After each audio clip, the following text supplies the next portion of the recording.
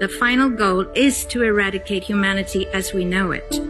Once you understand the final destination, it becomes much easier to look back and identify the psychological conditioning, the biological tampering, the cultural grooming, and the educational prepping that we have been subjected to for decades in preparation to making us accept a post-human future.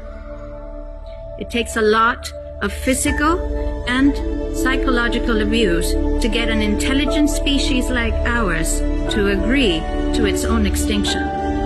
Most, if not all, that has transcended in the last 60 years was designed to get us closer to accepting such a dystopian reality. Whether you care to accept it or not, we live in a hyper-controlled matrix where our perception of reality is meticulously planned, managed, and executed in order to control and steer us in whichever direction they wish. And the direction is a post-human world. For this, they first needed to destabilize, dehumanize, and demoralize humanity through every means possible.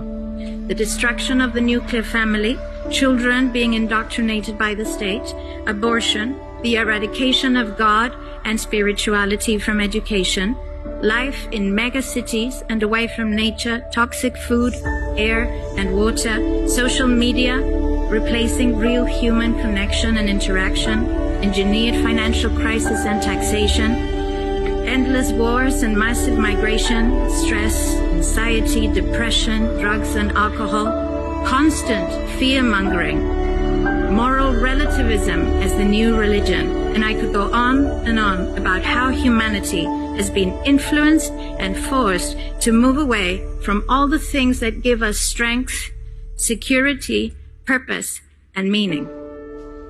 A weak, immoral, disconnected, ignorant, and unhealthy population is an easy target for the next stage, the creation of an entire generation of androgynous beings. Masculine attack psychologically, culturally, and biologically. Women are being replaced in sports, entertainment, and politics by men pretending to be women. And children are being indoctrinated at school to think that gender is a choice. The transgender movement is not a grassroots movement. It comes from the top. It has nothing to do with people's freedom of expression, sexuality, or civil rights. It's an evil psyop with a clear agenda to get us closer to transhumanism by making us question the most fundamental notion of human identity, our gender.